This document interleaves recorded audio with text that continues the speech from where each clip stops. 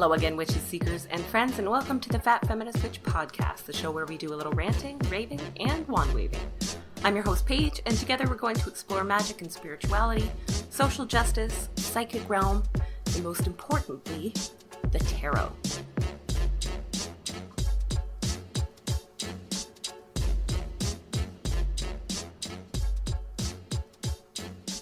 Hello, witches, and thank you for tuning in today. I'm very excited for today's topic, tarot cards. I'm a huge fan of tarot cards and the art of using them both to divine messages from spiritual sources and as a way to explore ourselves. Today we're going to talk about a few things we know about the origins of tarot, the things we don't really know, and the legends that are born from this mystery.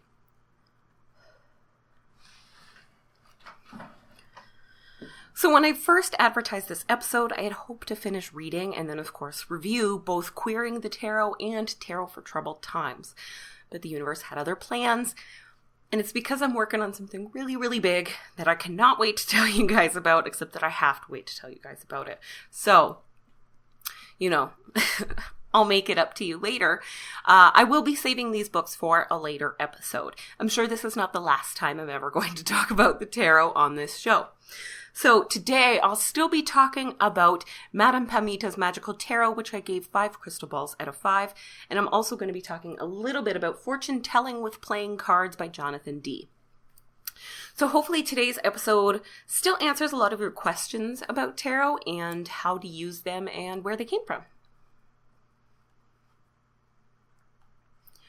One of the most incredible powers attributed to witches, even Halloween witches, is the power to see into the future.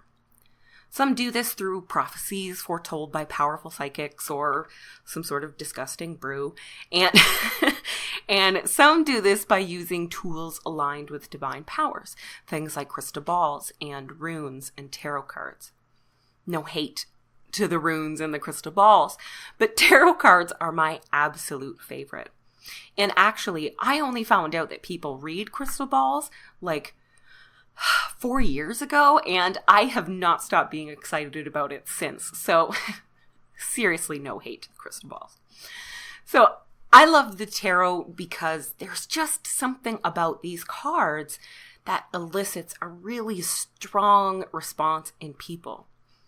The artwork and the symbolism speaks volumes before the reader even has to open their mouth. Even people who don't know anything about the tarot can recognize some of the cards and can feel some sort of way about them. And that's what made sure that tarot cards and this art has stood the test of time. So before tarot cards were used to divine the future, they were playing cards. Many playing cards, a lot of playing card decks throughout Europe, Italy especially, still resemble tarot cards in the Marseille style, but are used to play actual games, usually called Tarocchi or Taroccini. Though many Italians do use them for divination now. Mary Grace Faroon in Italian folk magic talked about using the Sicilian playing cards as a method of divination. And you can find those on Amazon or any sort of online retailer. But if you have any sort of Italian shop in your city, they should have some Sicilian playing cards there that you can take home. They're really neat. Really cool artwork. And just totally different than a lot of the things you're going to find at witchy shops. So the cards themselves made it to Europe in the 14th century. But using the playing cards, especially tarot decks, for divination didn't really start until the 1700s as far as we know. So the popularity of using tarot decks and other playing cards as a form of cartomancy or divination priests and preachers really didn't like that, right? They rallied against it. The cards are agents of the devil. And, they told everybody that the cards had scary mystical powers, which naturally made the cards incredibly popular. Thanks, guys. Unintended consequences for you. Bonus for everyone else.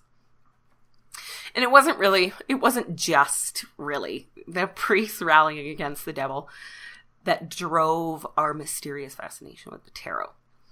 In the 1780s, a theory that the cards are actually Egyptian in origin and that they are actually the book of ancient Egyptian god thought was published in an essay by Antoine de Gébelin, a Protestant pastor, Freemason, and a lover of occult mythology. Now, before I continue, I'm going to remind you guys that even though I am Canadian, my French is awful. My French accent is awful. It's just no good. And I'm going to have to say even more French names, and I'm sure it's just going to get worse and worse. So if you are a native French speaker and it sounds like I'm butchering your language, I am, and I'm a disgrace to languages everywhere. It's not just yours. And I apologize. I will try to put a lot of these names in the description so that you can read them instead of, banking on my awful pronunciation. So, Antoine was a Protestant pastor, Freemason, and occultist. And he was a writer. And King Louis XVI of France was on his subscriber list. So this theory that the cards were inspired by ancient Egyptian mythology was spread pretty wide and mostly just kind of accepted as fact. He's also responsible for some of the cards being aligned with Christian values like temperance and justice and strength. 2 years later, in 1783, a different French occultist and a card reader named Jean-Baptiste Alliette, also known as Etteilla, published the first guide to the signs and the symbols of the cards and how to read them. He also agreed about the Egyptian origins of the cards. And this is how the tarot deck in one of the forms we kind of recognize now, was officially born. He expanded on the Egyptian origins and on its connection to thought and assigned the suits to elements, so wands are fire, cups are water, swords are air, and the coins, or pentacles, depending on your deck, are earth. He firmly established the major and the minor arcana, and them being slightly different. He published his own deck eventually that was the first one to be consciously inspired by ancient Egyptian principles, and he even created a society for the reading and the practice of tarot divination. He did this for the rest of his life. The rest of his life was all tarot all the time. So when he was asked where he actually learned about reading the tarot in this manner, all he said was that he had learned it from an Italian who had given him the deck. So, tarot cards do have an Italian origin, but it's not their only origin. Actually, France is big, a big part of our tarot history. But let's jump back to ancient Egypt for just a second. We talked a little bit about the Egyptian god Thot last week because he is the husband of Ma'at, the goddess of justice and truth. So Thot was the god of writing, magic, wisdom, and the moon. In the Featherheart ceremony after death, he was the scribe that was recording everything for the official record of the universe. Thot was a super popular god, and he was actually worshipped in Egypt for over 5,000 years, which is the longest any god from any religion has ever been worshipped. So this book of his, that is supposedly the entire basis of the tarot, because he was this god of knowledge and wisdom and writing, was said to hold all of the knowledge of life and death, the full spectrum of wisdom of the gods. And it had immense power. A lot of secret societies who really latched on to the ancient Egyptian mythology, one of their, the core tenet of a lot of their fraternal societies was the pursuit of knowledge and wisdom. And a lot of times it was occult knowledge, but knowledge in general, which is something I kind of respect about it. I like to, picture it as a bunch of cute, nerdy guys in a library. I know that's not it, but I like it. Anyways, a lot of different books and scrolls were said to be the book of Thot, right? But the only real place it's been found, this book, is in a fictional morality tale. You guys know I love this. So I'm pretty pumped. So this is the abridged version, of course. So in this story, a man named Neferkapta tries to steal the book from the god Thought.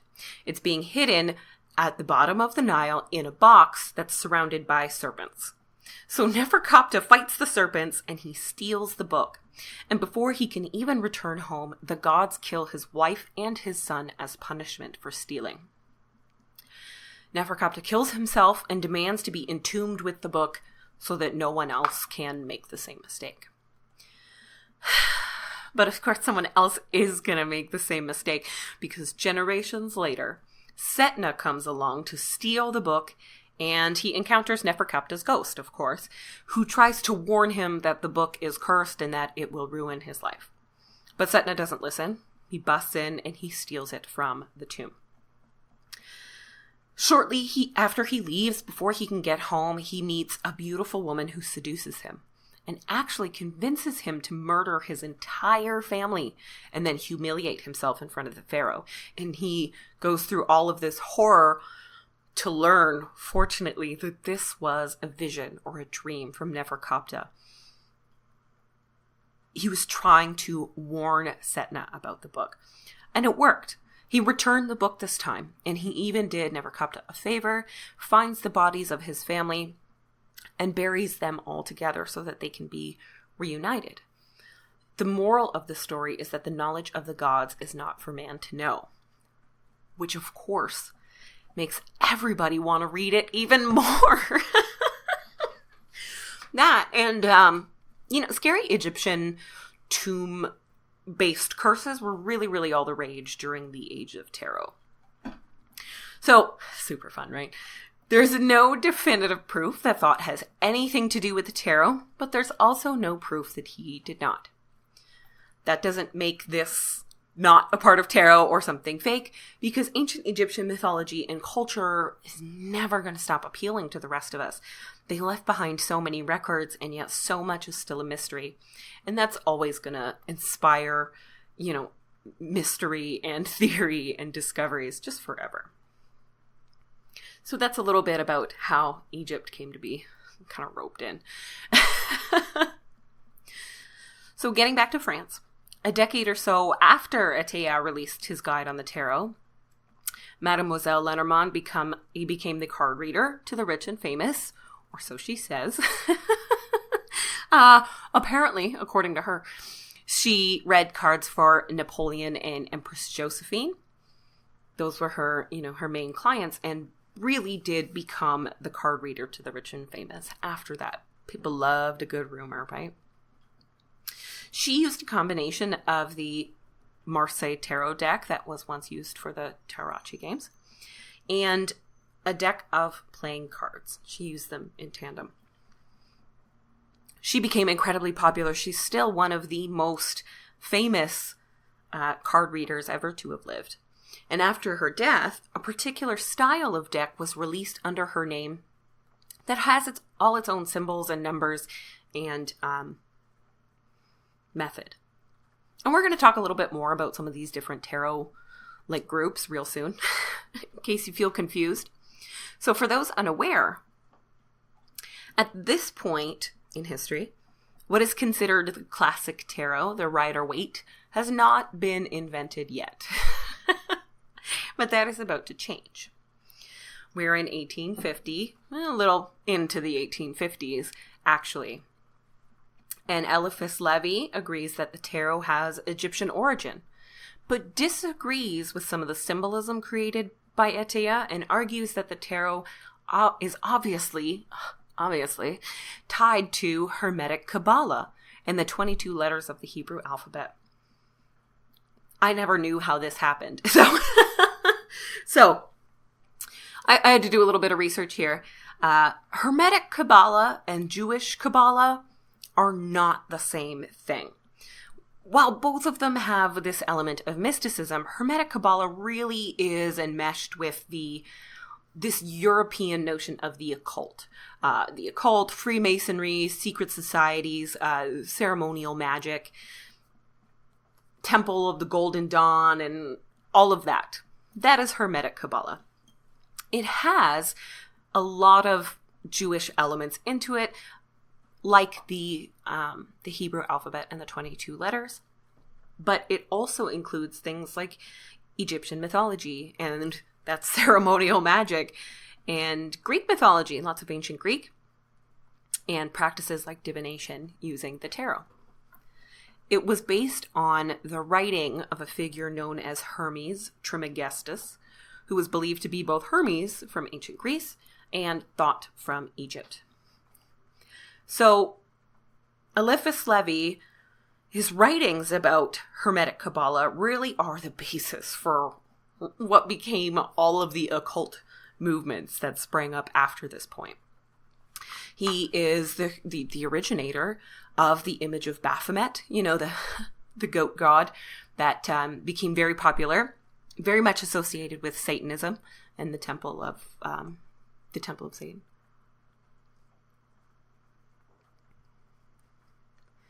So in 1896, Lévi's book, which had been known as Dogma and the Ritual of High Magic, was translated into English by an American who spent most of his life living in London, Arthur Edward Waite, who would go on to commission from his fellow Hermetic Order of the Golden Dawn member, Pamela Colman Smith, to create a tarot deck based on Hermeticism and on the works of Lévi. Pamela Colman Smith also drew inspiration from what's known as the Solabusca deck, which is the oldest known copy of a deck of 78 tarot cards. It was actually engraved on metal plates by an unknown artist in northern Italy in 1491. The plates and the paintings that resulted from them are in museums, of course. So she drew inspiration from that, as well as, her beliefs about Hermeticism, images from the Marseille Tarot, and meditative visions that she had herself of what the true meaning of the cards was and how she can present that to other people. The Rider-Waite, that's what this came to be known, named after the company who produced it, which was Rider, and Waite, who was the guy who commissioned it. No mention of no mention of the artist for quite some time, though now we are much better at including her in the story. It's still considered the definitive deck by many people. It's my definitive tarot deck. So it was released in 1909. And it was the first time that the minor arcana was loaded with symbolism and had just as much symbolism in each individual card as the major arcana. Colman Smith was really talented, right? She was talented and she was gifted, and I think she was a little bit psychic there, but she was not paid nearly enough. You can find a lot of really cool documentary shows and articles and books about Pamela Colman Smith now. And she was a very interesting person and very, very talented artist. So in that very abridged version of our early tarot history, we've already touched on some of the specific tarot, I call them tarot families or tarot groups. So first we have the Marseille deck, which has 56 cards and is designed for playing the card game, Tarot Tarocchi. The Marseille deck has a white background, bold woodcut prints, and then, again, really bold blocks of primary colors. It's a pretty nice deck, but it's much different from the deck that's considered standard, which is the Rider-Waite. This deck has 78 cards, which again has become standard for most tarot decks. And much of the symbolism from the Marseille deck is used in the minor arcana. A lot of the characters are the same. But this was the first deck to include full designs on each of the cards that are considered the minor arcana. So this has become the standard for other tarot decks that are released based on its symbolism. They also highlight different meanings on each one of the minor cards, which I think makes tarot cards much more interesting there's so much to see on some of those cards. So even though they're called minor, there is still a lot to get out of them because of the symbolism included on them. Lenormand decks differ in a lot of ways. So these decks have 36 cards. They don't have the 4 suits. The cards don't get read in reversed or flipped. And they don't have quite as much focus on psychological or spiritual matters. They're much more practical. Tarot cards, when you're reading them, it really relies on you using your intuition. But Lenormand cards are read in a linear pattern with very clear context based on their position and their relationship to the other cards. These cards also feature playing card symbols most of the time, as well as their main symbol, which is things like the moon, the key, the coffin, the anchor. These are very interesting. This is not one that I've gotten the hang of using quite yet. It's difficult for me, but you can get really, really incredible and interesting Lenormand decks, and I really love the kind of clear symbols, right? One that I do have, and it's a Lenormand Oracle deck, so it's got cards that weren't originally part of Lenormand decks, but it's the Lunar Nomad Oracle. I really, really like that one, and it kind of expands on the Lenormand deck just a little bit for people like me who don't know how to use it. Then we have the Thought, or Tot, or Tote, or Thoth, or Toth. Tarot deck, which was created by Aleister Crowley, famed occultist and 20th century sex pervert. And he based his even further on his Hermetic beliefs surrounding the god Thought in ancient Egyptian mythology, as well as even more Kabbalah and more numbers and more math. The symbolism in the cards is very unique, but technically these decks can be read just like Rider-Waite cards if you have a little bit of practice. And a book, which Aleister Crowley also wrote. It's called The Book of Thought. Amazing. So personally, I am a Rider-Waite fan forever. I love the symbolism. There's so much of it. There is so much of it. And I don't think it's a surprise that this deck came to be incorporated with Carl Jung's theories of archetypes in psychology and astrology, because the symbols of the deck are timeless. The people on the deck are relatively timeless. The positions, the symbols, all of it are universal. People who don't even know what the tarot is can identify certain cards like the Death card or the Magician or the Three of Swords. These are symbols that just instantly speak to us. I love the original Rider-Waite, but I don't actually use my copy of the Rider-Waite for reading. I use it for learning. I have my copy so that I can learn to use the tarot, and I do look through it sometimes when I'm really trying to figure out a card, even if the deck I'm using is different. If it's kind of a descendant of the Rider-Waite, I will grab my deck to just kind of look at some of the original symbolism. This is really the best way to go if you're new to tarot, by the way. It may seem a little bit boring or a little bit yellow because the deck has a lot of yellow. A lot of yellow. Big yellow backgrounds. But almost every book that you will find on tarot reading and on the symbols in the tarot will be taken from the Rider-Waite. So, one of those books that was just released last year. I mean, there are a million books that will tell you how to read the Rider-Waite. But one that was released last year that I have really, really loved is Madame Pamita's Magical Tarot. I love it. I love Madame Pamita. I loved her podcast, Magic and the Law of Attraction. And I love her. She has a YouTube channel because she also has a shop, parlorofwonders.com. She sells great stuff.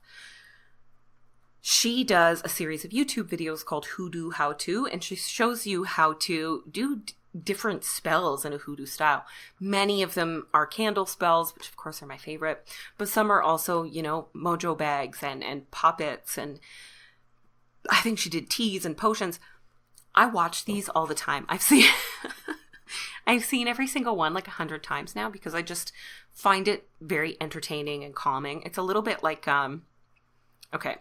it's a little bit like watching Martha Bakes, but for witches. For those who were never a Martha Stewart fan, like I wasn't until she went to jail,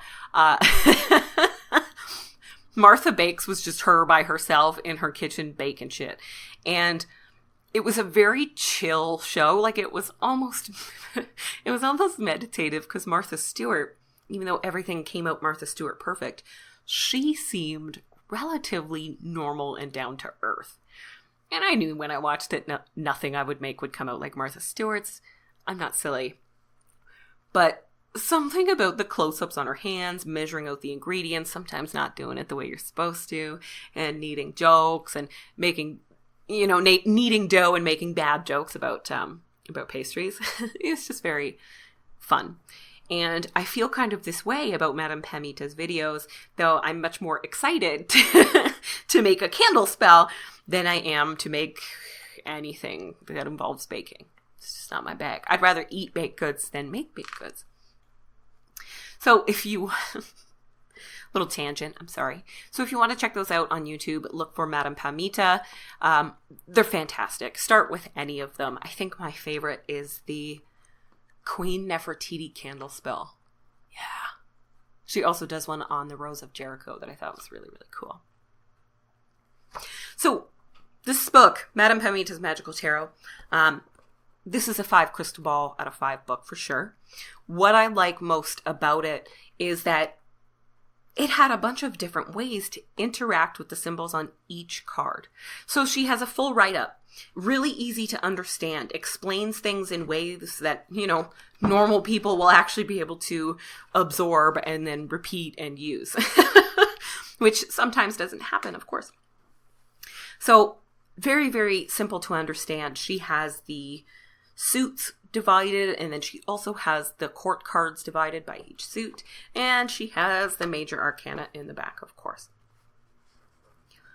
She also has like a point form list, keys to the treasure chest, key symbols of what I'm looking at right now is the Ace of Swords. So she gives you key little points, like, the olive branch represents peace, reconciliation, and wisdom. Then she tells you what the Ace of Swords signifies in a reading, like clear communication brings great results. The universe is giving you a yes. Cool. She also has journal questions for every card. So for this one, what subject do I need to view with impartial clarity?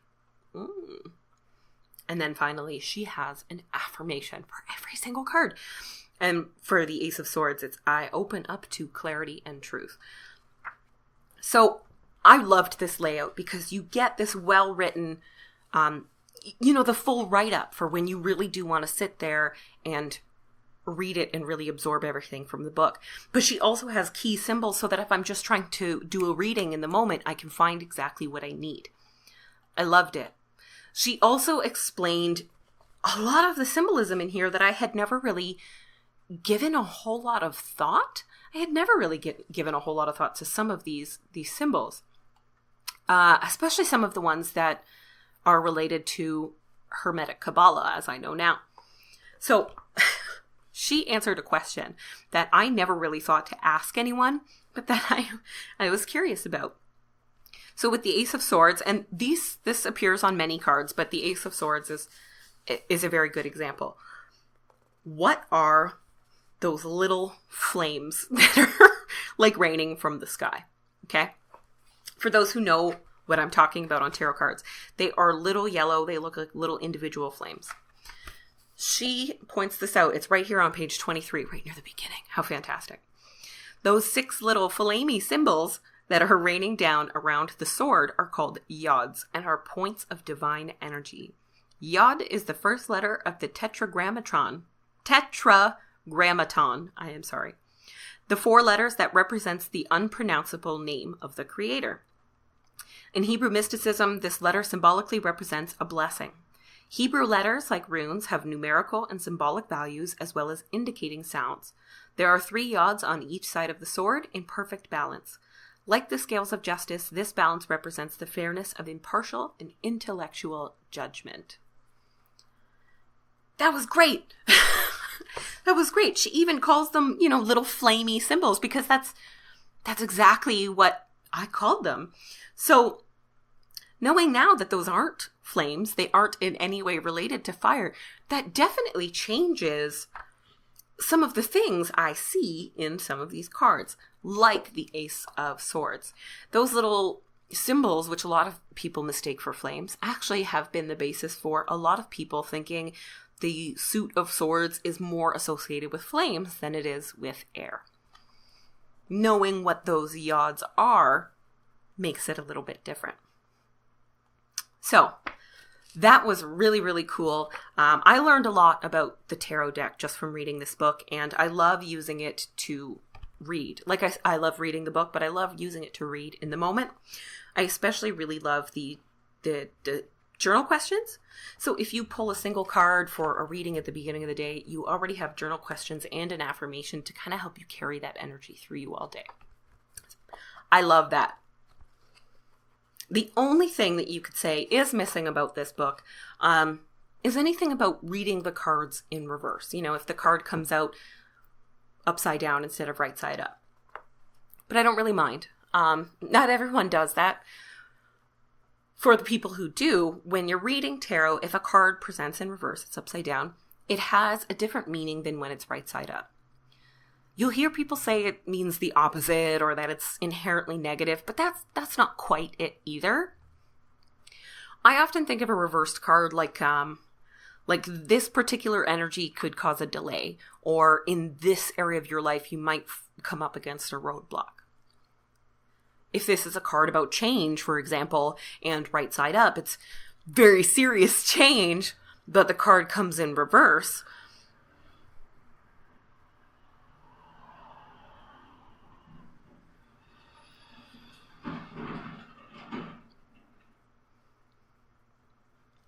I would see that as a sign that that change is really on hold for now.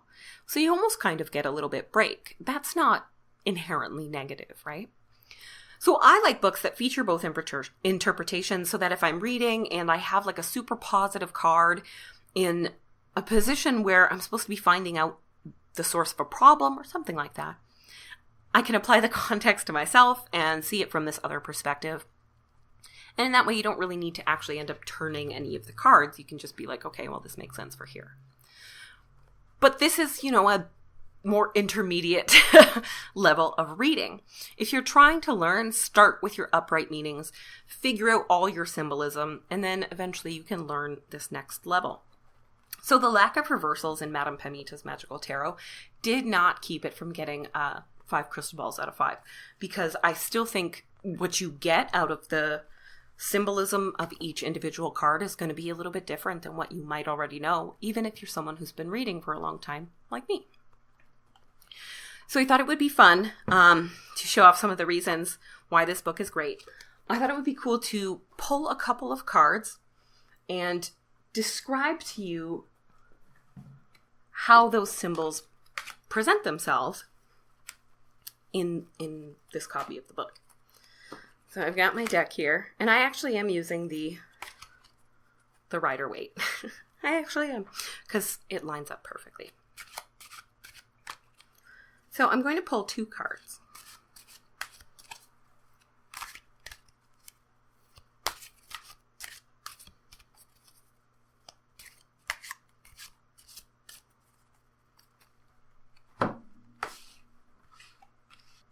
Okay, well, that worked out really well. I pulled out the Moon from the Major Arcana and the 3 of Cups from the Minor. So let's see what Madame Pamita has to say about the Moon. Now, in the first paragraph, she really describes the imagery of the card. And since you guys aren't here, I'm going to read that for you so you get a good picture. A pool of water lies in front of you with a path emerging from it, leading over hills, between 2 towers, and away into the mountains. A crayfish emerges from the water and begins to crawl up the path. To the left of the path, a dog raises his head to howl at the moon. To the right of the path, a wolf does the same. A mysterious moon that is simultaneously full, half, and crescent rains down golden beams of light and floating flames over the scene. Fun, right? I hope you guys got a good idea. Of course, those floating flames, let's establish this right now, are yods. They are blessings raining down from the moon. So in this card, what we have in terms of symbols, we have the crayfish or a lobster, depending on your deck, which represents deep desires because they are a creature who lives very deep into the sea. We have the dog, which is a lot like the wolf, but is more about pleasing people specifically. Dogs are very into pleasing their people friends. The moon is mysterious and intuitive and undefined.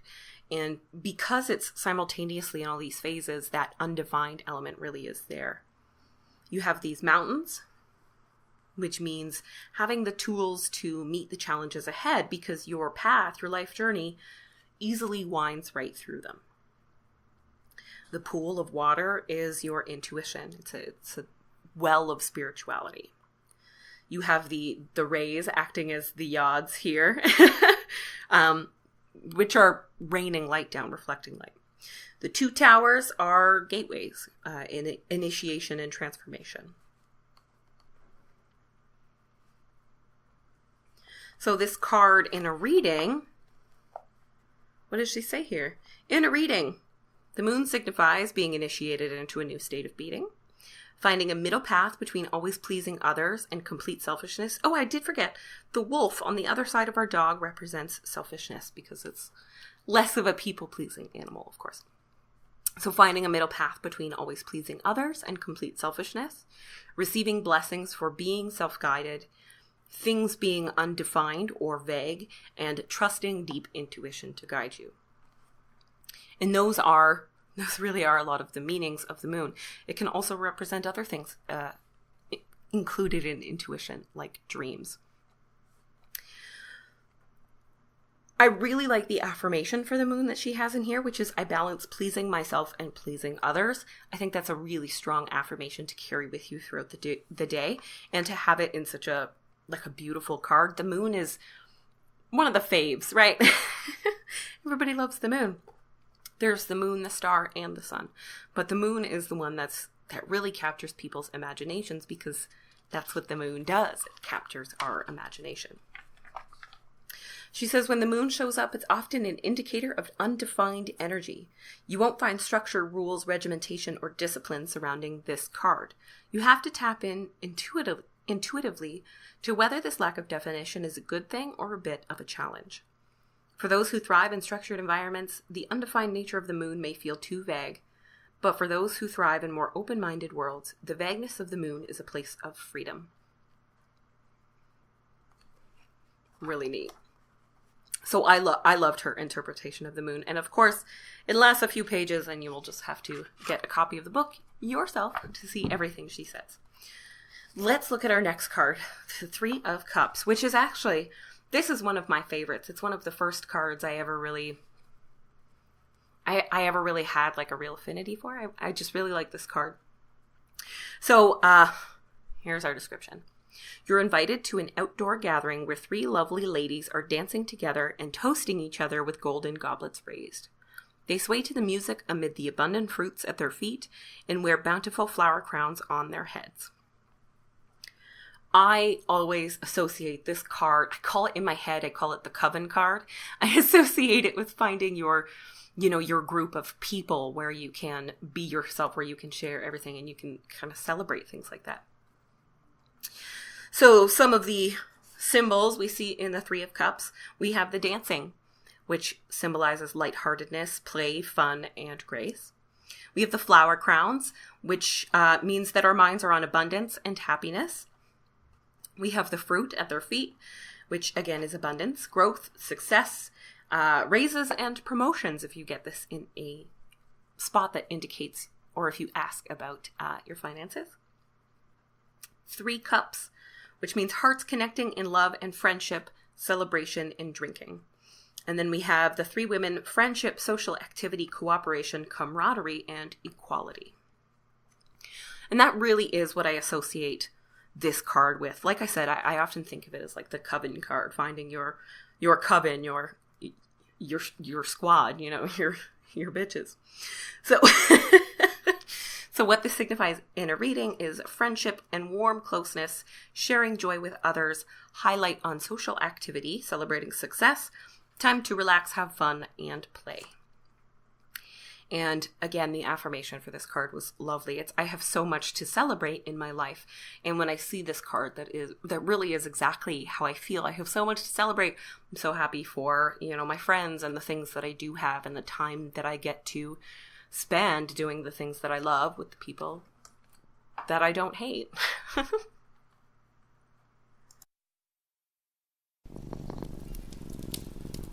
Over the last 3 years, I've shared a lot about my ongoing journey to better mental health, and I get messages all the time from listeners who are also struggling and looking for someone to talk to. Unfortunately, it can be very difficult to find therapy that is fully accessible, financially or otherwise. That's where BetterHelp comes in. BetterHelp is an online service that can connect you with real licensed counselors who can be available on your schedule and right where you are. With 4 different ways to communicate and a wide range of specialties, there's a good chance you can find someone perfect for you, all without leaving home. Everything is confidential, and if you ever feel like your counselor isn't the right fit for you, you can switch right away.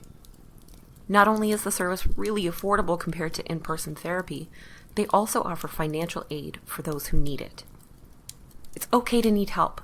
You deserve to get better, and you can start that journey at betterhelp.com/fatfeministwitch and save 10% off your first month. That's betterhelp.com/fatfeministwitch.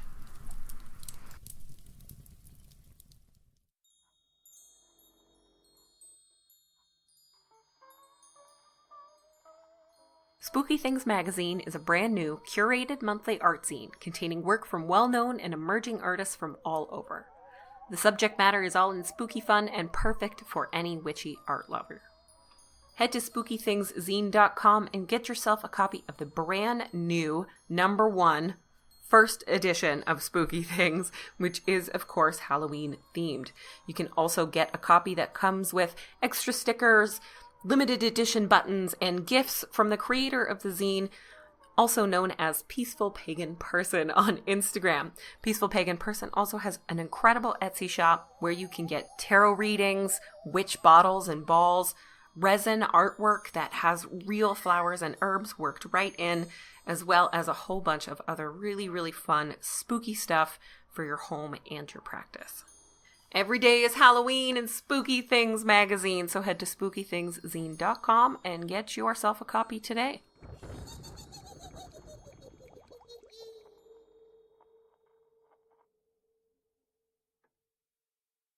Something else I liked about Madame Pamita's book is that it really fits in with both the magical and psychological work that can be done with the tarot. So because tarot cards elicit these super strong responses and make us ask all of these questions, they're a great tool for exploring more about yourself and exactly what it is you think and feel in any sort of situation. I often use cards as a way to organize my thoughts or divide a problem into multiple parts so that I can, navigate a solution, and sometimes just to get something out. I always combine tarot reading with journaling, though I haven't really thought of journaling with the cards outside of the context of what it means in my spread. But there really is just so much symbolism to meditate on their own in each card. So I really like that in the book. That's not to say that I don't find any magic in using the cards, because I do. I often feel as though the cards have a mind of their own, and that the advice coming through is not coming from me, but from coming outside somewhere. I'll have particular cards pop up in every reading for like a period of time, and it drives me bonkers because I'm obviously just not getting the damn message. So give it to me in a different way, whoever you are. But when I'm reading the tarot cards, right, my intuition kicks in and it responds to the messages laid out, and I pick up on the details. Sometimes I get it right and sometimes I don't. But what if you're reading with cards where there is none of those details, that don't have these beautiful pictures showing you the meaning of every card? Well, that's what it's like reading with playing cards. Tarot reading with a deck of regular playing cards may not be the most popular method of divination anymore, but remember that this is where that started. And because it's not quite as popular, it kind of makes it just a little bit more interesting. I've recently started teaching myself this, slightly older method of card divination, and I never really realized quite how little I have managed to memorize about the cards and how much I rely on the images and what they elicit in my intuition, what they bring up. You don't really get the playing cards, right? So in fortune telling with playing cards, the late Jonathan Dee explains exactly how to read with the smaller deck and what the cards and their suits all mean. And it's a pretty short book. This one was also released by Weiser, although it was first published, I think, in 2009. So it's been re-released recently. Reading with playing cards is like reading with only the minor arcana of your tarot. So you have your 4 suits with elemental associations, meanings, and even a few court cards. Hearts are aligned with cups and the element of water, emotions, and intuition. Diamonds are aligned with pentacles or coins, the earth element, and resources and business. These red suits are considered more positive, so a lot of hearts is usually a good thing unless it's all hearts, and then it's just a little bit too much.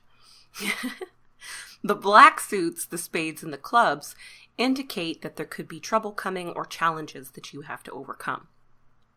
Clubs are aligned with wands, the element of fire, and your friendships and your influences on and from other people.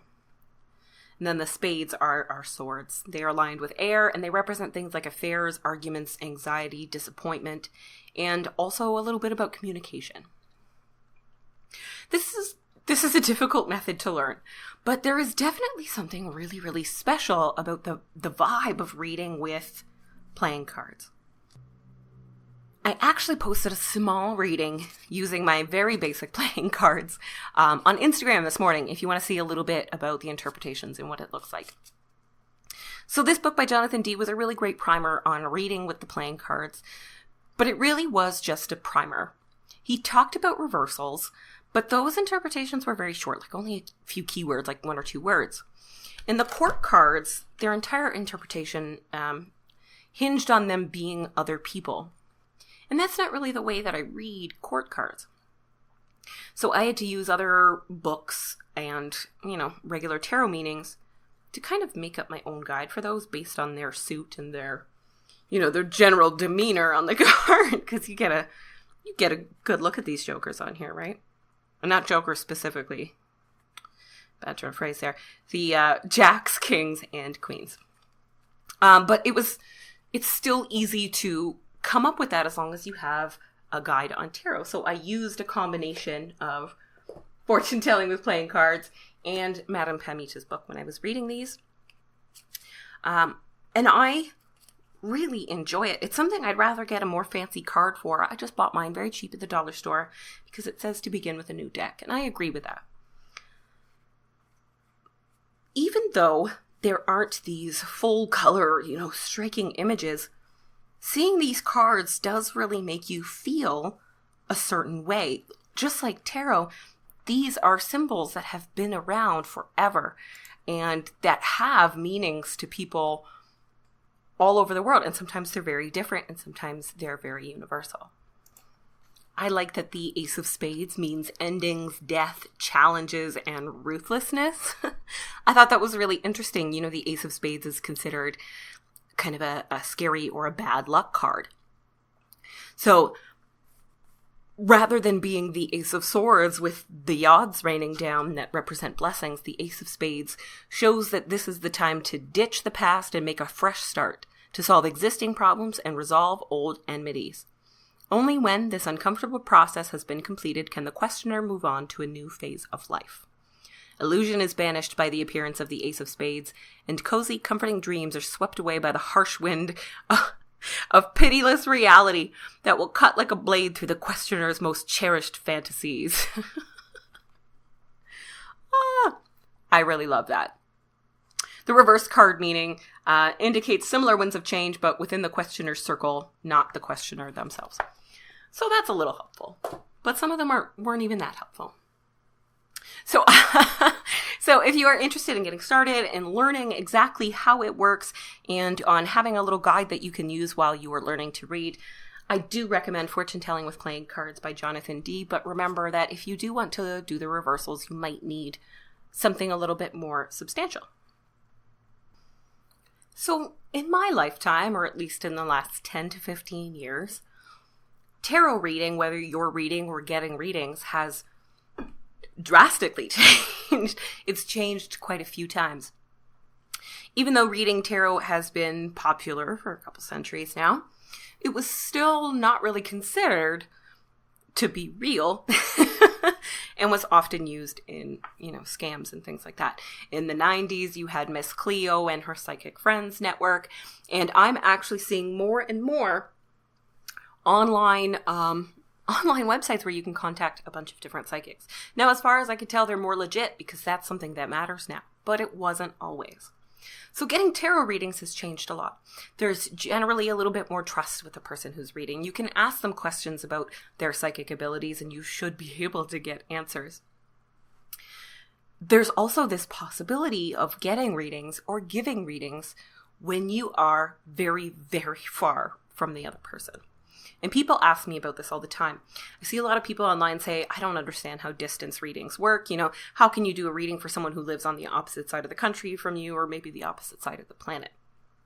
I need to be there. I need to sense their energy. I need whatever, And that's fine. I mean, everybody needs something different to activate or to kind of work with their own psychic abilities. But I happen to be someone who really struggles to read for another person in person when they're sitting right in front of me. And I believe that's just because of my social anxiety, right? But it might not be. That's my theory. So in a distance reading, my distance readings are much more accurate and coherent than any in-person reading I've ever given. And I know this because I ask and I get much different reviews on the online readings. So I am a good distance reader, and that's why I wanted to mention this. A few people ask. So how a distance reading works, it's different for everybody. But when I am selling tarot readings online, when someone orders a reading from me, they'll provide me with their name. I tell them they can give me their birth date if they want to. I like to know a little bit about where they're from. It can be as simple as, I live in the United States. Just because, the messages you give, all of these messages have to be kind of framed through the world that person lives in. And cultures vary so widely that you want to make sure that you are giving them the message in a way that actually makes sense for them, that they can apply to their lives. So I'll ask a few basic questions like that.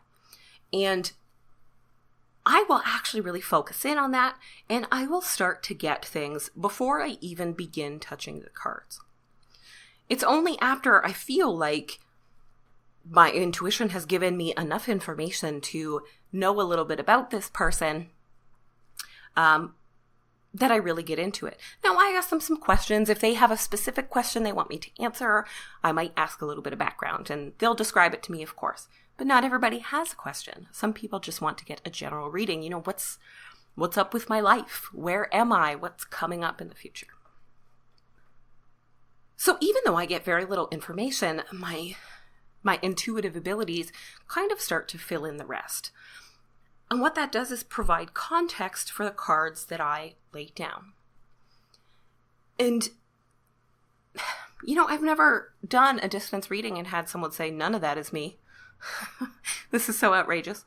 Not everyone's been perfect, right? But I've never had someone say, wow, it doesn't feel like you are in tune with who I am at all. Never. Because this is something I'm very confident about, and it's because that's the kind of psychic ability I possess. I am an intuitive reader, and a lot of times intuition is just knowing. You just know things. It comes from this particular place that I couldn't quite describe, but it's all of a sudden this deep knowing, this is the truth, and that's how it is. And that provides context for all the cards that I pull.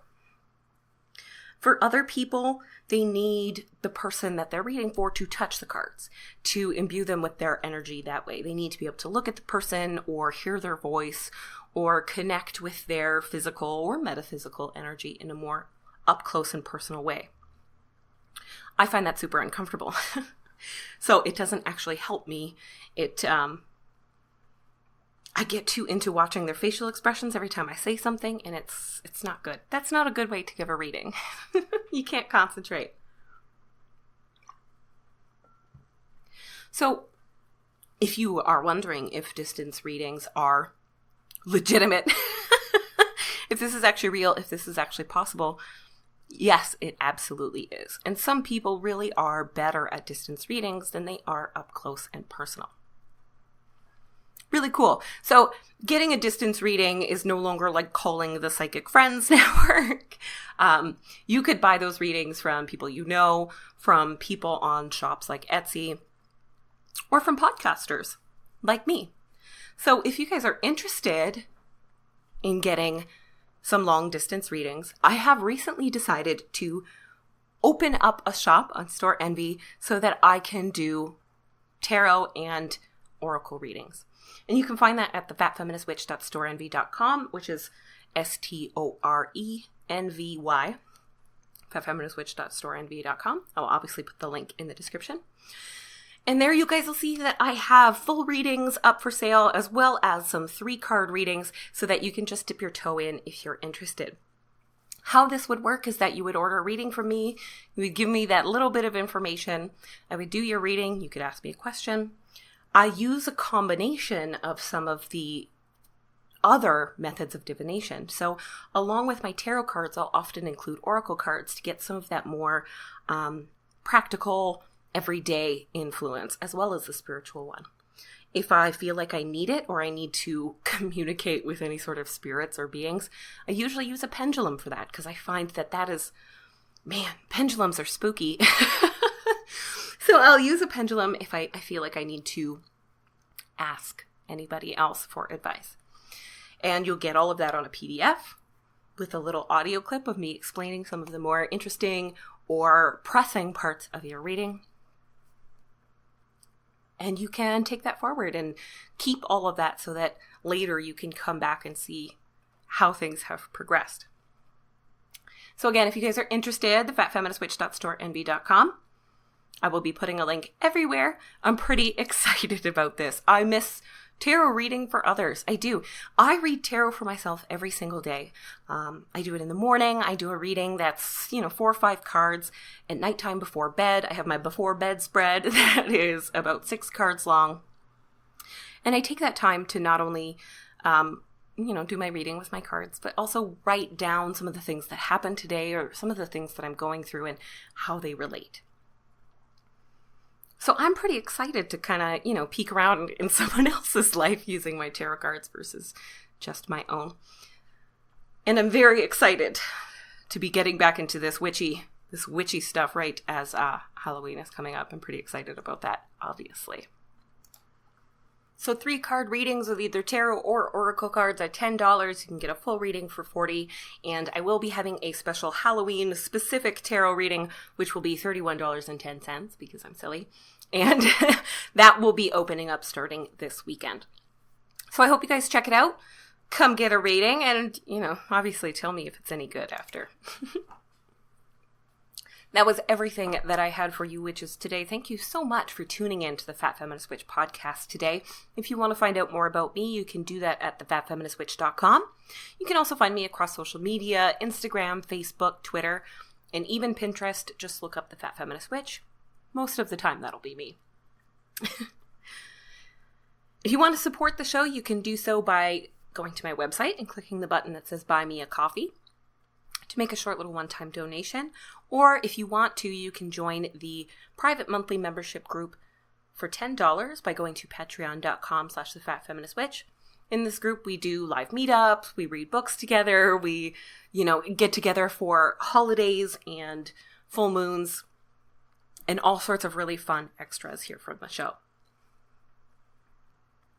Of course, you can now also go to thefatfeministwitch.storeenvy.com and buy a reading.